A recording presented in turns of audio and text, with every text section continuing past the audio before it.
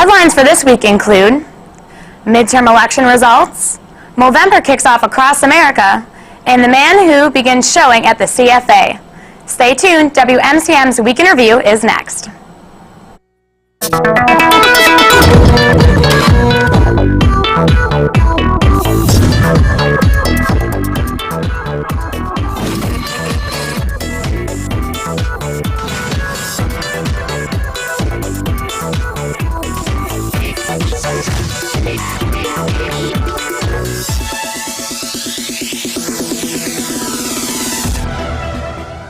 Hello, and thanks for watching WMCM's Week in Review. I'm Adam Roberts. And I'm Molly Prescott. Tuesday marked a very important day across the country. November 4th was Election Day, and many students and citizens of La Crosse flocked to the polls to cast their ballot. UWL's Student Senate, as well as other campus organizations, sent out emails, set up booths, and went door to door to get people out to vote. With the ballots in, some of the election results are as follows. Gubernatorial incumbent Republican Scott Walker claimed a narrow victory over Democrat Mary Burke.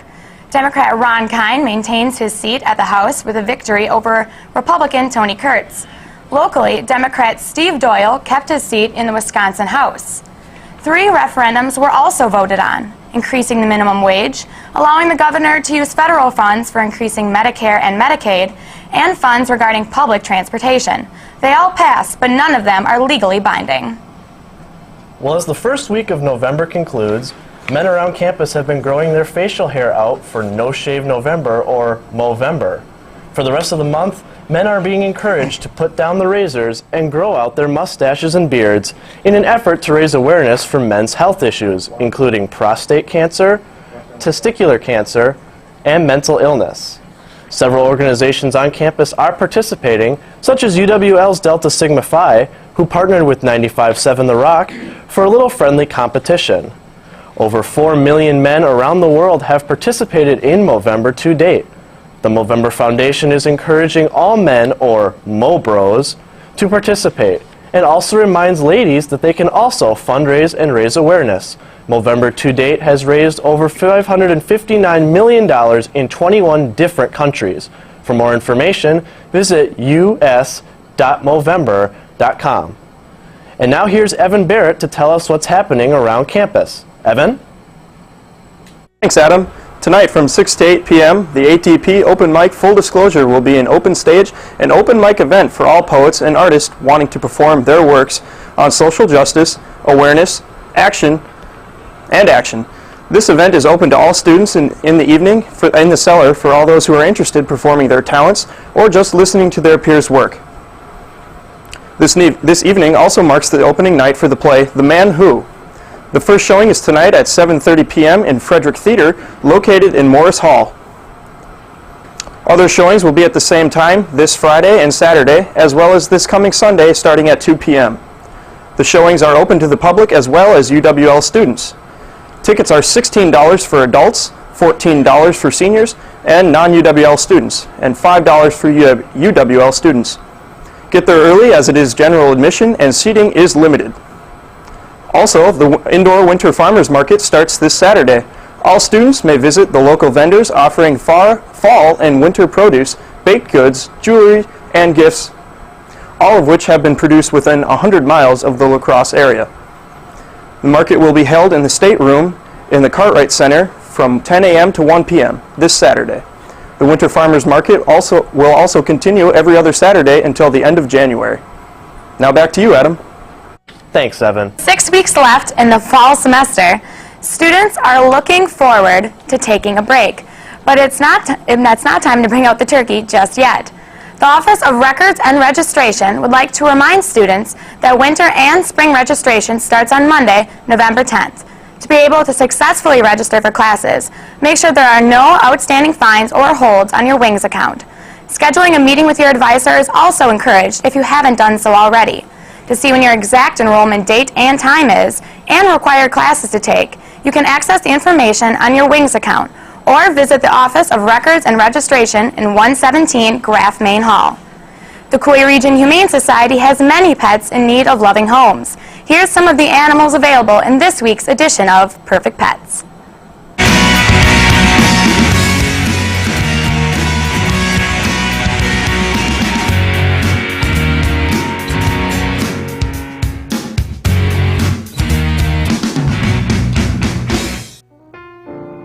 Meet Harvick, an adult gray tiger with a dash of white.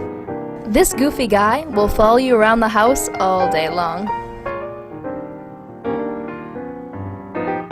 This is Rocky, a 7-year-old pit bull terrier. Don't let his age fool you. Rocky is still an active boy. He enjoys his chew toys and playing fetch.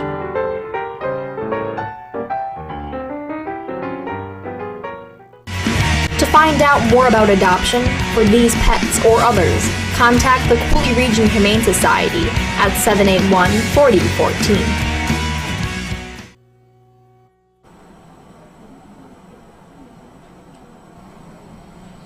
Again, the phone number for the Cooley Region Humane Society is 781-4014.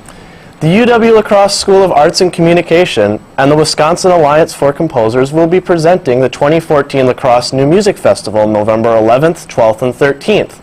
This year, the festival showcases the Minneapolis-based Antithesis Project, virtuoso Bayan accordionist Stas Svenglivsky, the Fourth Stream project of William Neal and Tom Bouillon, and La Crosse Chamber Choir's Words to Music project. For any students interested in attending, every concert will be at 7:30 in the evening in the Annette Recital Hall in the Center for the Fine Arts, and all concerts are free of charge.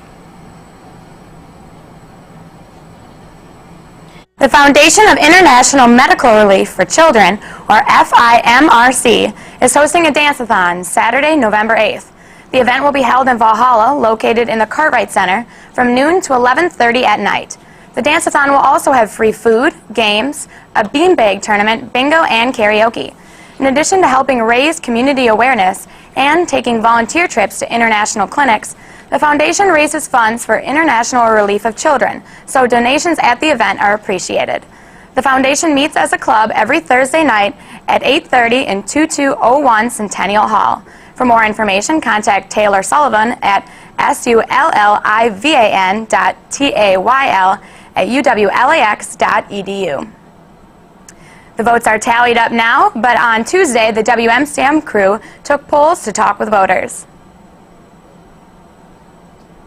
Tuesday, November 4th, UWL students flocked to the rec center to vote for the 2014 Wisconsin governor, Senate, and various local elections. Many students expressed their opinions and the values of why voting is important.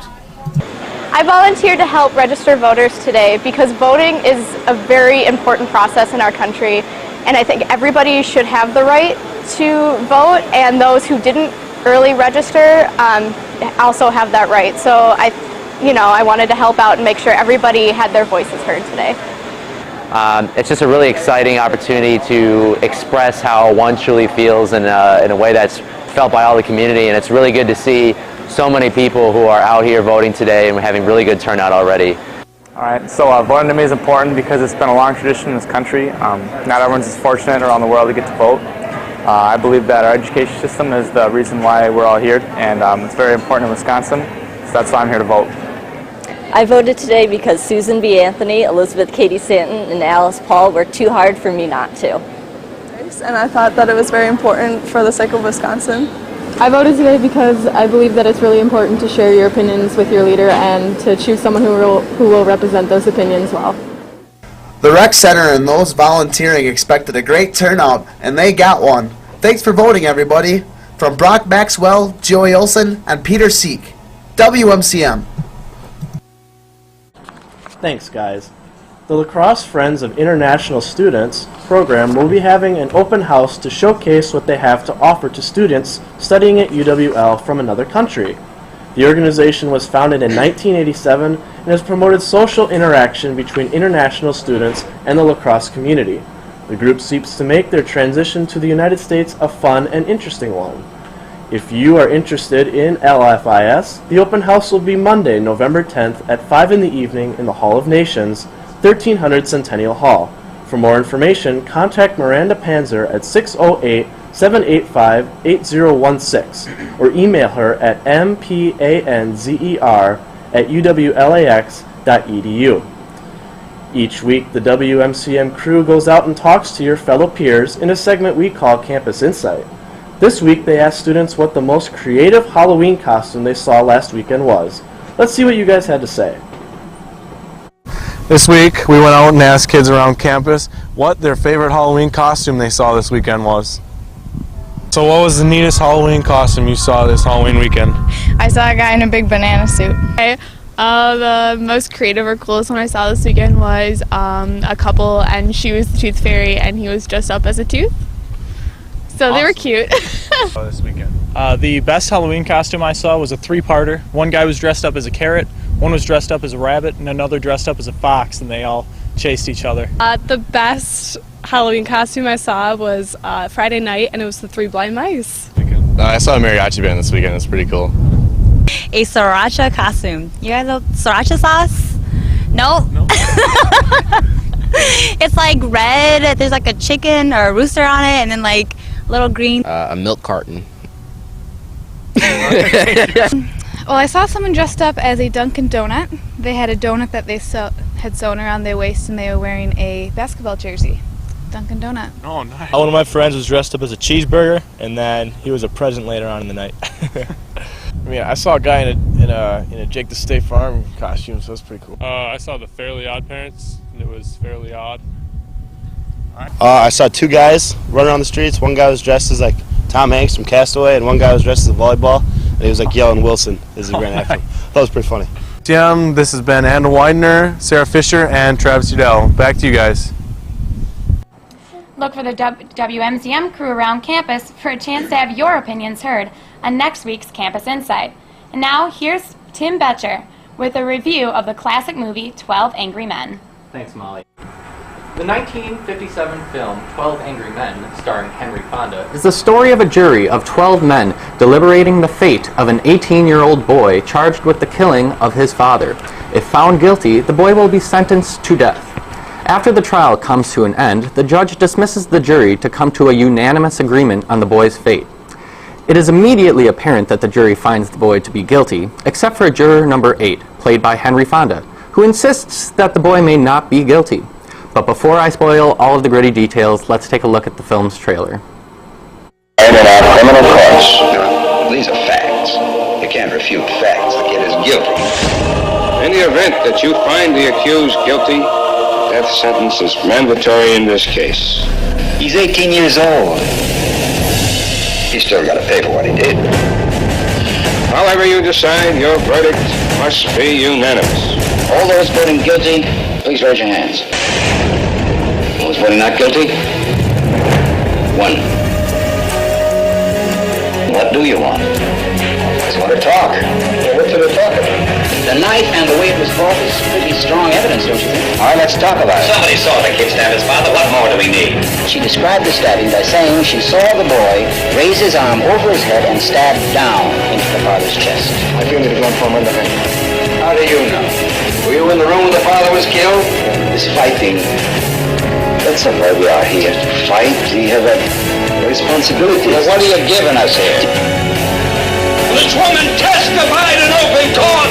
The kid said he was going to kill him, and he did kill him.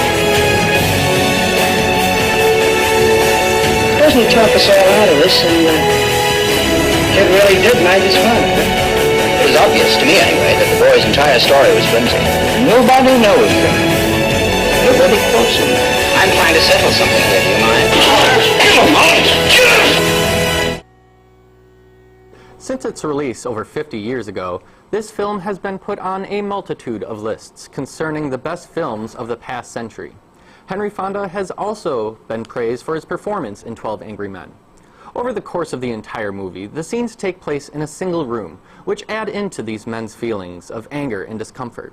The date of the trial is also the hottest day of the year, resulting in all of the men to slowly remove their jackets and clothes in a hot and bothered fashion. This left me feeling uncomfortable and gave me a poor, sweaty taste in my mouth. In addition, this movie is significantly lacking in special effects. The entire movie has 0 scenes involving explosions, car chases, or choreographed fight scenes, and on top of that, it's in black and white. But despite that, I would still recommend this film to any film enthusiast out there, but I still have to give it only 1 thumb up. But stay tuned to WMCM. After the break, Katy Pence will be back with this weekend's weather.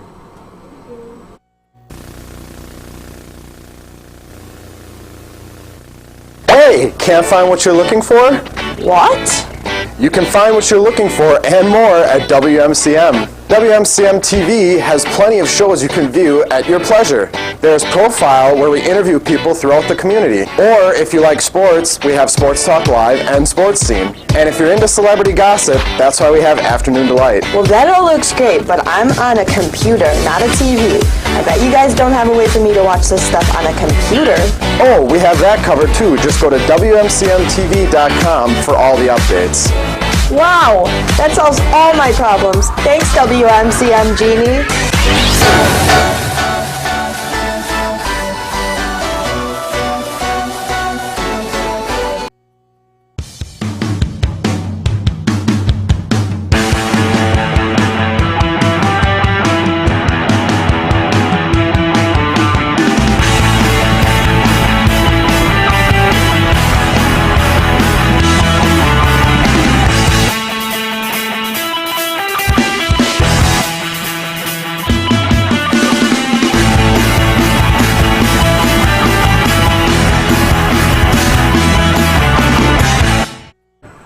Welcome back to WMCM's Week in Review. I'm your meteorologist, Katy Pence. Let's go ahead and take a look at this weekend's weather forecast.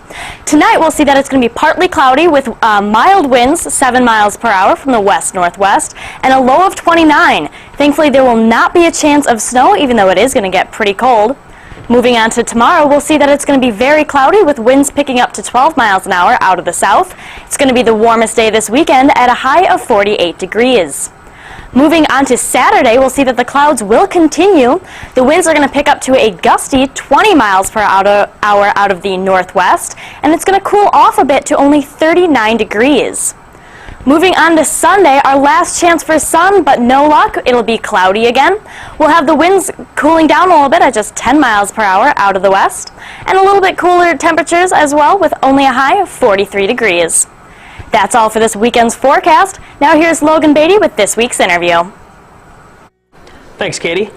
Today I'm here with my good friend Steve Lilly, who is doing a fundraiser for the Cooley Region Humane Society. Steve, how are you? It's great to see you again, good. My friend. Pleasure to be here. All right, so tell me a little bit about why you guys are doing the fundraiser for the Humane Society. Well, in our CST 365 Communication and Groups class, our professor, Dr. Nikki Beluga-Loins, she assigned us the task to do good in the community. So, various groups to different organizations, but for our group, we decided to call ourselves the Spirit Animals.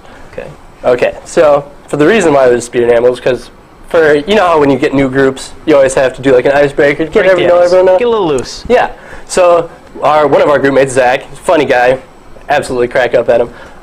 He just came into the group with the very first question, so what's your guys' spirit animal? And so we had spirit animals ranging from a wolf, which was mine. We had a walrus, we had an aardvark, and I believe he was a sugar glider. A sugar glider? A sugar glider. They're Fantastic. really cute. They fly around and jump. Oh, I would assume they glide. Yeah. So yeah, we decided to go with that, and so following the trend of animals, we decided to help our animal brethren out at the Cooley Region Humane Society by holding a barkery, as you can see. Yeah. So where is this event taking place? We're having... And when is it taking place? Oh, we're having it at Cartwright Center, November 12th. Should be there. It's going to be awesome. From 11 to 4, and we're going to have so many baked goods, it's going to be delicious. All right, so what kind of baked goods are you guys having there? I personally have an addiction to snickerdoodles. So is there going to be a 100% chance of snickerdoodles being there, a 10 out of 10 chance of snickerdoodles being there, or an absolute chance of there being snickerdoodles there? I think there could be a good forecast on that there. Okay, very good. Yeah, I believe we're having lemon bars because, I mean, our professor really likes lemon bars, and she's going to buy us our stuff from us, so hopefully. I know one of our classmates, Mike, really likes blueberry muffins. He had this obsession with frozen ones versus fresh ones, and I wasn't really sure which way he was going with it, but we're having them. So are you guys making the goods yourself? Are you getting them from somewhere? Do you have any special recipes you guys are including into the bake sale? Oh, well, personally, I'm having my mother send us some oatmeal fudge brownies, and let me tell you, folks, they're delicious. So, yeah, we're having that, and then, I'm not sure. Do you guys know what the prices are going to range for the baked goods at all? Oh, they're cheap enough for a college student to afford, of course. That's important for me. Oh, yeah, me too. I want to eat some.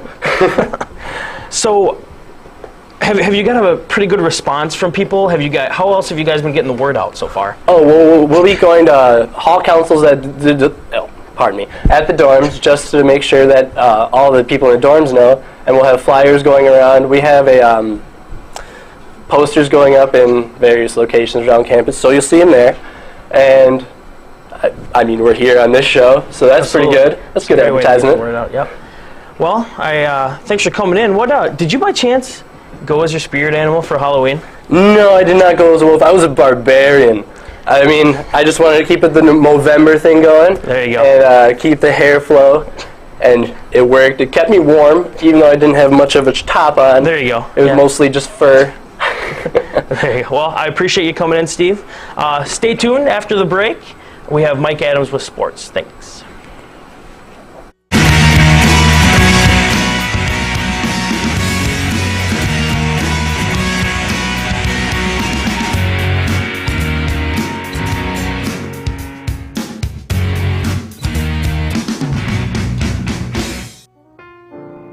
Meet Harvick, an adult gray tiger with a dash of white. This goofy guy will follow you around the house all day long. This is Rocky, a 7-year-old pit bull terrier. Don't let his age fool you. Rocky is still an active boy. He enjoys his chew toys and playing fetch.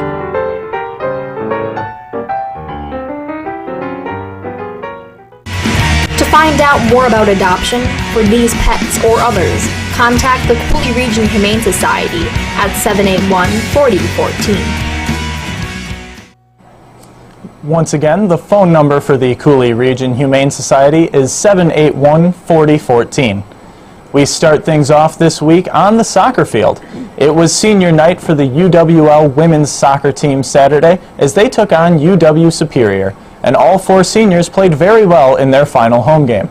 After squandering a number of early chances, the Eagles got on the board after a goal from senior Kirsten Anderson and took a 2-0 lead into halftime after a goal from senior Kelly Dank. After halftime, the Eagles continued to pour it on as Anderson scored 2 second-half goals, both assisted by fellow senior Jenna Rosinski, and Rachel Rogan, Nissa Gores, and Tina Bedwell each scored to give UWL an easy 7-0 win. Unfortunately, the ladies were unable to keep the scoring going in their Tuesday playoff matchup against UW River Falls as they fell 1-0. The Eagles managed only 4 shots compared to River Falls' 10 shots on goal, and they conceded the only goal of the match 10 minutes into extra time. Senior Ashley Tracy recorded 9 saves in the match. Both the men's and women's cross-country teams were in action at the WIAC Championships this past weekend at Ettrick Golf Course. The men's team finished 2nd overall behind UW Eau Claire with 47 team points. Senior Alex Ciselski was the Eagles' top finisher in 4th place, while Jonah Weiss finished in 8th and Tom Linner finished in 10th. Later that afternoon, the UWL women's cross-country team won their 2nd consecutive WIAC title, finishing with 36 team points, 40 points ahead of 2nd place UW Oshkosh. Senior Laura Mead won her 2nd straight individual conference title, becoming only the 2nd Eagle to accomplish that feat. Also finishing in the top 10 were Natalie Powell in 3rd, Elizabeth Frick in 6th, and Ellen Smith in 10th. We end a busy weekend in sports with our football team playing at UW River Falls. After failing to convert on a 4th and 1 opportunity on the opening drive, the Eagles held River Falls scoreless in the first quarter. After conceding a field goal, the Eagles tied the game 3-3 late in the second quarter, but River Falls managed to score a late touchdown to take a 10-3 halftime lead. After halftime, the Eagles tied the game at 10-all on freshman John Tackett's 8-yard run and took their first lead of the game early in the 4th quarter after a 39-yard field goal. But River Falls tied the game up with just under 4 minutes remaining and then made another field goal in overtime from 38 yards to seal the win 16-13. The Eagles generated 295 yards of offense on Saturday, with 229 of those yards coming from the run game. They also led in time of possession, but had 2 field goals blocked, one at the end of regulation from 50 yards and one in overtime from 38 yards. The Eagles will host Platteville this Saturday in their final home game of the season. It will be Senior Day. And that's all for this week's sports. We'll be right back after a quick commercial break. At the University of Wisconsin-La Crosse, surround yourself with potential. Surround yourself with lifelong friends. Step on campus and be welcomed with a friendly smile. It's just like home. Surround yourself with nature's beauty. Nestled in western Wisconsin's driftless area, it's perfect for learning. Hike the bluffs, bike the marsh, soar. Surround yourself with challenging academics. Our motto is Mens Corpus Gay, Latin for mind and body. Experience a whole education. Conduct research. Surround yourself with distinction. Surround yourself with UW-La Crosse. All right, folks. Well, we're almost done here. I want to pull a shameless plug quick, if you don't mind. This Saturday, I and my co-host Kaylin Bell will be calling the UWL football game against Platteville, and you can listen to that on RAQ Radio if you would like. We do this, we're trying to start something new a little bit, get the games broadcast, so I just want to get the word out there. So if you're interested, we call a mean game, and we also cook a mean bowl of chili. I hear there's a chili cook-off coming up. Yes, it'll be 5:30 to 8 at the Eagle's Nest this Saturday. Oh, really? Yeah. You guys like chili? Yes, I am submitting chili, and I'm confident that I'm going to win. Really? Yes. I'm looking forward to it. $5 all you can eat should be great. Should be great. Well, thanks for watching WMCM's Week in Review. Make sure to join us next week, Thursday, 4:30, right here on Campus Channel 6, Charter Channel 96, and Digital Cable Channel 989. Good night, everyone.